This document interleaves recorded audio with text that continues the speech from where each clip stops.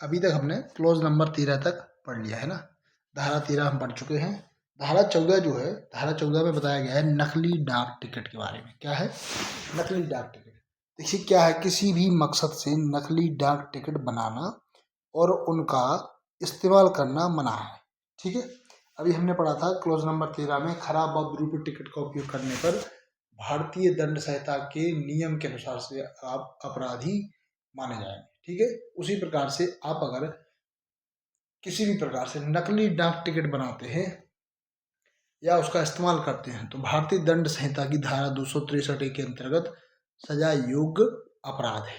ठीक है, टिकटों की नकल की अनुमति है। नकल मतलब कैसा? ब्लैक एंड व्हाइट टाइप में जो आपका टिकट है उसका उपयोग करेंगे आप प्रदर्शनी में या कहीं और उपयोग करना है जहाँ पे आप प्रोजेक्ट के तौर पे या कोई स्टूडेंट जो है वो अपने प्रोजेक्ट में लगा रहा है तो ब्लैक एंड व्हाइट टिकट का उपयोग कर सकता है। ठीक है, अगर इसका इस्तेमाल किसी फिलाटेलिक यानी डाक संग्रह से संबंधित है, प्रकाशन में उदाहरण के तौर पर किया जाता है, तो ऐसे लेख या हिस्से में किया जाए जो पूरी तरह से डाक टिकटों से संबंधित हो और किसी सामान्य प्रकाशन में छपा हो। हालांकि ऐसी नकल केवल काले रंग में ही होनी चाहिए, मतलब ब्लैक एंड व्हाइट में। क्या में? ब्लैक एंड व्हाइट में होनी चाहिए। ठीक है, ये मैंने बता दिया है। नकली डाक टिकट का आपको क्लियर समझ में आ गई कौन सी धारा है? भारतीय दंड संहिता की धारा 263 ए के अंतर्गत आपको सजा का प्रावधान दिया गया है। ठीक है, आगे क्लॉज नंबर 15 पैकिंग से संबंधित है कि आप जो लेटर या किसी प्रकार से स्पीड पोस्ट कर रहे हैं, कोई लिफाफा बना रहे हैं तो उसकी पैकिंग किस प्रकार से करना है। ठीक है, अब हम देखते हैं कि हर लेटर पैकेट या पार्सल पर कम से कम 2 पोस्ट ऑफिस की तारीख मोहर लगानी लगनी चाहिए। रास्ते में मिल बैग के अंदर इन पर काफ़ी दबाव या रगड़ पड़ सकती है, इसलिए जिन चीज़ों पर मोहर लगने या दबाव पड़ने से नुकसान हो सकता है उन्हें मजबूत कवर में पैक किया जाना चाहिए। नाजुक चीज़ों की सुरक्षा के लिए पोस्ट ऑफिस कोई खास सावधानी नहीं बरतता है। मतलब सीधी सी बात यह है कि आप अगर कोई पार्सल भेज रहे हैं और अगर कोई नाजुक चीज़ है तो उसको आपको इस प्रकार से पैक करना है कि जिससे कि वह टूटे नहीं, फूटे नहीं या उसको किसी प्रकार की क्षति ना पहुंचे। ये पैकिंग की जिम्मेवारी कस्टमर की है, ना कि पोस्ट ऑफिस की। ठीक है, जब पार्सल पैकेट या लेटर की सुरक्षा के लिए बैक्स क्लॉथ यानी मोम वाला कपड़ा इस्तेमाल किया जाता है तो इसे अंदरूनी कवर के तौर पर इस्तेमाल करना चाहिए। कम से कम बैक्स क्लॉथ के बाहर इतना मजबूत कागज अच्छी तरह से लगाना चाहिए कि उस पर पोस्ट ऑफिस की तारीख वाली मोहर या डाक टिकट चिपकाए जा सके। क्लॉज नंबर 17 है, जो धारा 17 है उसमें बताया गया है कि सिक्के आदि को भेजना। तो सिक्के, बुलियन, बिना चांदी के टुकड़े, कीमती पत्थर, गहने, सोने चांदी की चीजें, करेंसी, बैंक नोट केवल इंश्योरेंस यानी कि बीमा करवा कर ही इंलैंड पोस्ट के माध्यम से देश में भेजे जा सकते हैं। बिना रजिस्ट्रेशन वाले लेटर पार्सल में कीमती चीजें भेजने से भेजने वाले न केवल अपनी संपत्ति खोने का जोखिम उठाते हैं बल्कि उन सभी लोगों को भी लालच में डालते हैं जिनके हाथ से भी चीजें गुजरती हैं। देखिए इसमें एक चीज और समझने की जरूरत है कि सिक्के, बुलियन और जो सोने चांदी से संबंधित है उसका मतलब क्या है। देखिए क्या होता है, कई बार हम ऐसी कीमती चीजें भेजते हैं, जैसे मान लीजिए कोई घड़ी भेजी है आपने जिसकी जो खोल है, जिसका जो आवरण है वो सोने चांदी या प्लेटिनम से जड़ा हुआ है, या मान लीजिए किसी प्रकार के उसमें छोटे छोटे हीरे या कुछ अन्य तत्व जैसे कीमती पत्थर लगे होते हैं जो कि बहुत कीमती होते हैं। तो ऐसी चीज़ों को भेजने से बचें। अगर आप इन चीज़ों को भेजते हैं और मान लीजिए किसी व्यक्ति को इसकी जानकारी मिल जाती है तो उसमें चोरी होने का भय रहता है, मन में एक लालच का भाव आ जाता है। इस चीज़ को समझने की जरूरत है, जिससे आपकी संपत्ति का तो नुकसान है ही, साथ में उस व्यक्ति के मन में जो आए भाव है उसके साथ में उसका भी नुकसान है, साथ में विभाग का भी नुकसान है। तो ऐसी चीज़ों को भेजते हैं तो इनमें बीमा करवाना कंपलसरी है। और आप यदि लेटर बॉक्स क्या होते हैं कि letter, post card, inland card, letter card, packet post office या मेल ऑफिस के सार्वजनिक स्थानों पर लगे लेटर बॉक्स या मोबाइल पोस्ट ऑफिस या स्टीमरों में पोस्ट किए जा सकते हैं। मान लीजिए आप कोई साधारण डाक भेज रहे हैं, पोस्ट कार्ड है, इनलैंड कार्ड है, पैकेट है, आप पोस्ट ऑफिस में या रेलवे मेल सर्विस के पोस्ट ऑफिस में या सार्वजनिक स्थानों पर लगे हुए जो लेटर बॉक्स है उनमें डाल सकते हैं। ठीक है, बशर्ते इनके लिए तय पोस्टेज और लेट फीस का भुगतान पहले ही कर दिया गया हो। और भुगतान कैसे करेंगे? भुगतान करने का नियम आपको पता है कि उस पर डाक टिकट लगा करके उसका भुगतान किया जाता है। ठीक है, मशीन से फ्रैंक की गई चीज़ें लेटर बॉक्स में नहीं डाली जानी चाहिए। ये फ्रैंकिंग आर्टिकल की बात चल रही है कि जो फ्रैंकिंग आर्टिकल है वो लेटर बॉक्स में पोस्ट नहीं किए जाते हैं, ठीक है। फ्रैंकिंग आर्टिकल या फ्रैंकिंग डाक जो है उसको लेटर बॉक्स में पोस्ट नहीं करना है, क्योंकि आपको पता है कि जो फ्रैंकिंग आर्टिकल है उनके लिए 2 ऐसे ऑफिस अलॉट किए जाते हैं जहाँ पे वो आर्टिकल आप दे सकते हैं, ठीक है। अब हम देखेंगे क्लॉज नंबर 19 यानी धारा 19, स्पेशल लेटर बॉक्स में पोस्ट करना। केवल लेटर के लिए लिखे लेटर बॉक्स का इस्तेमाल केवल लेटर पोस्ट कार्ड पोस्ट करने के लिए किया जाना चाहिए। मतलब जो आपका लेटर बॉक्स होता है उसके ऊपर लिखा रहता है ओनली फॉर लेटर, ठीक है, यानी पत्र या पोस्ट कार्ड के लिए। इसी प्रकार शहरों में एयरमेल या क्यूएमएस चीज़ें पोस्ट करने के लिए दिए गए स्पेशल लेटर बॉक्स का इस्तेमाल केवल ऐसी ही चीज़ें पोस्ट करने के लिए किया जाना चाहिए।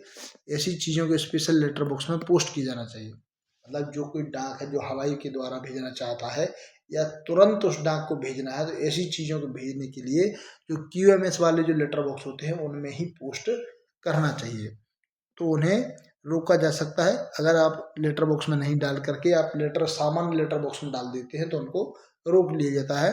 क्यूएमएस चीज़ों पर डिटेंशन शहर के नाम के नीचे पूरा पिन कोड लिखा होना चाहिए। अगर कोई क्विक मेल सर्विस है या तीव्र गति से भेजने के लिए जो डाक भेजी डाली गई है उसमें पिन कोड लिखा होना कंपलसरी है शहर के साथ में, ठीक है। फिर हम देखेंगे क्लॉज नंबर 20 के बारे में कि बैन या पोस्ट ऑफिस की खिड़की पर बड़ी संख्या में बड़े सरकारी या अन्य पत्र जमा करना। मान लीजिए कि आपके पास कोई पार्सल है वो बहुत बड़ी साइज में है, तो उसको आप लेटर बॉक्स में तो डाल नहीं पाएंगे, क्योंकि लेटर बॉक्स में केवल इतना स्थान होता है जिसमें छोटे पत्र या पोस्ट कार्ड या इंलैंड कार्ड को आप पोस्ट कर सकते हैं, ठीक है। तो जब आपके पास बड़े आकार के जो पार्सल है जो पैकेट है उनको आपको काउंटर पर जाकर ही जमा करना होता है। जैसे इसमें लिखा हुआ है बड़े सरकारी या अन्य पत्र जो अपने आकार के कारण लेटर बॉक्स में नहीं डाले जा सकते हैं उन्हें बैन या पोस्ट ऑफिस की खिड़की पर हाथ से लिया जा सकता है।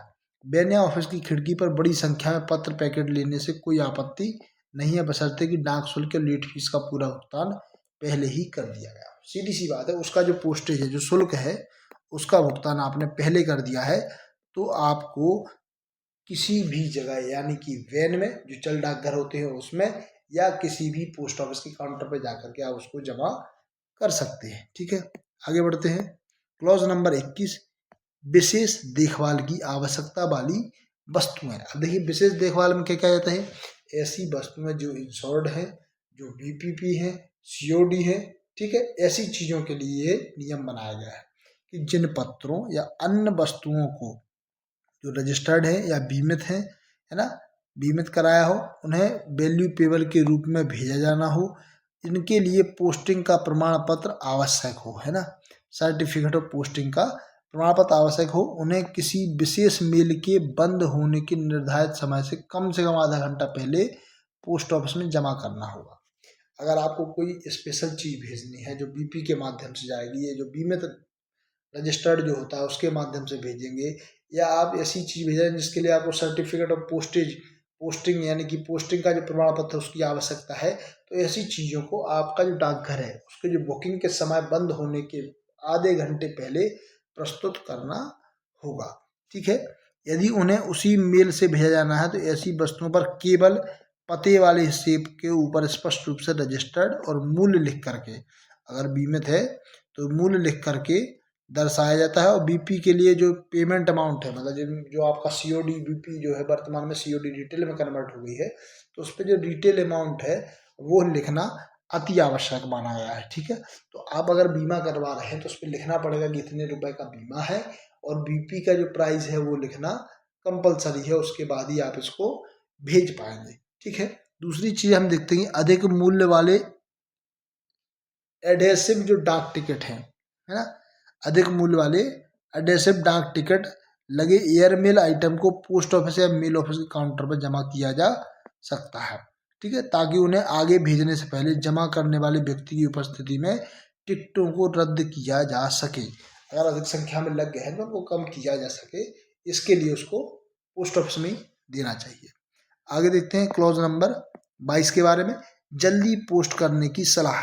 देखिए, अगर आप कोई डाक जल्दी भेजना चाहते हैं तो आपको पोस्ट ऑफिस की जो बुकिंग का समय है उसके लगभग 10-15 मिनट पहले या मिनिमम आधा घंटा पहले आप उसको जमा कर दें, ताकि उसका प्रॉपर बैग बन के उसी दिन डिस्पैच की जा सके, वरना वो अगले दिन के लिए डिटेंशन में रख ली जाती है और उसको एक दिन डिले हो जाता है।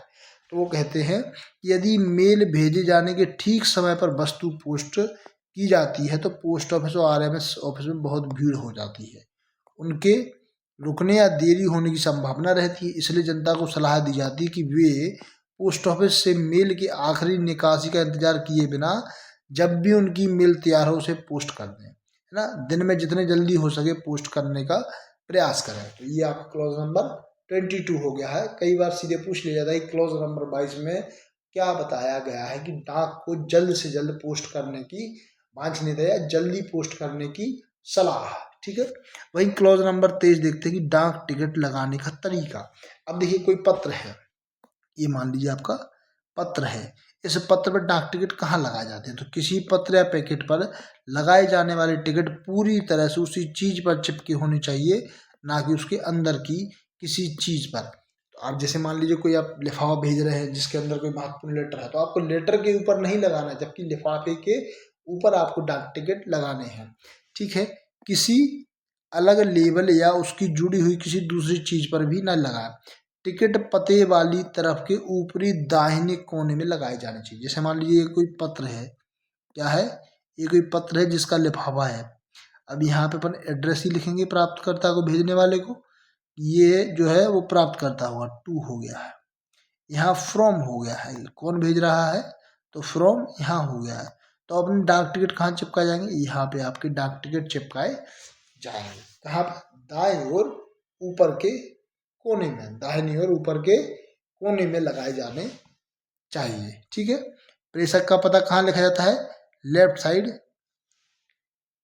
बॉटम, है ना, लेफ्ट साइड मतलब नीचे, बाहिनी बाहीं और नीचे की ओर, ठीक है। और उसके बाद हम देखते हैं जो प्राप्तकर्ता है उसका पता कहाँ लिखा जाता है, तो दाहिनी साइड में ऊपर की तरफ लिखा जाता है, ठीक है। और उसके ऊपर 1 सेंटीमीटर का स्पेस छोड़ करके डाक टिकट चिपकाए जाते हैं, ठीक है। आगे देखते हैं अगले क्लॉज के बाद, क्लॉज नंबर 24 यानी धारा 24 है गैर डाक टिकट, जैसे चैरिटेबल टिकट, लेबल, सील आदि। ऐसे लेबल या टिकट, सील या अन्य निशान जो डाक टिकट नहीं है लेकिन उन्हें डाक टिकट समझा जा सकता है, उन्हें डाक सामग्री के पते वाली तरफ नहीं लगाना चाहिए। मतलब सीधी सी बात यह है कि आप ऐसी कोई चीज ना लगाएं जिससे कर्मचारी कंफ्यूज हो जाए कि ये डाक टिकट है या कोई अन्य चीज है ना, या छापना चाहिए। यह रोक उन मामलों में भी समान रूप से लागू होती है जहां कोई लेबल, टिकट, निशान डाक सामग्री के पते वाली तरफ इस तरह से लगाया या छापा जाता है कि पता पढ़ना मुश्किल हो जाए, है ना। तो आपको ऐसे टिकट भी नहीं लगाना है जहां प्राप्त करता है उसका नाम ही नहीं पढ़ पाए कि किसको वह डाक देनी है, ठीक है। डाक अधिकारियों के काम में किसी तरह की बाधा आए ऐसा भी आपको नहीं करना है। ऐसे निशान या छाप जो डाक फ्रैंकिंग मशीन की छाप जैसे लग सकते हैं उन्हें भी पते वाली तरफ नहीं लगाना चाहिए। मतलब सिंपल चीज है कि जो गैर डाक टिकट है, किसी भी प्रकार के ऐसे निशान, ऐसी छाप या ऐसे लेबल, जो ऐसी सील है, उसका इस्तेमाल नहीं करना है जो डाक टिकट के रूप में नजर आए, ठीक है। अगला क्लॉज देखते हैं, क्लॉज नंबर 25, कम से कम डाक टिकटों का इस्तेमाल। जनता को सलाह दी जाती है कि डाक शुल्क का भुगतान करते समय ये सही और ज़्यादा मूल्य वाले टिकटों का इस्तेमाल करके कम से कम संख्या में टिकट लगाएं। जैसे मान लीजिए आपका ये लिफाफा है, ठीक है, इसका वेट मान लीजिए 20 ग्राम है। कितना है, 20 ग्राम है, तो इस पर कितने टिकट लगेंगे, 5 रुपए का टिकट लगता है। वहीं अगर इसका ग्राम जो वजन है वो बढ़ जाता है तो इस पर और 5 रुपए के टिकट लगाने हैं। तो आप ऐसा भी कर सकते हैं कि 2 5 के ना लगा करके 10 रुपए का एक सिंगल टिकट लगा देंगे, तब भी आप इसका उपयोग कर सकते हैं। तो इसमें वही बताया गया है कि जनता को सलाह दी जाती है कि डाक शुल्क का भुगतान करते समय सही और ज़्यादा मूल्य वाले टिकटों का इस्तेमाल करके ही कम से कम संख्या में टिकट लगाएं। कम मूल्य वाले बहुत सारे टिकटों का इस्तेमाल करने से डाक सामग्री पर अनावश्यक जगह घिरती है ना, जिससे पता और अन्य जानकारी के लिए कम जगह बचती है। इसलिए डाकघर के कर्मचारियों का काम भी बढ़ता है और कीमती टिकट, पेपर और छपाई खर्च की बर्बादी होती है। तो आपको याद रखना है कि जहाँ पर दो चीज़ों का इस्तेमाल हो रहा है वहाँ अगर कोशिश करेंगे तो एक ही टिकट में काम किया जा सकता है। ठीक है।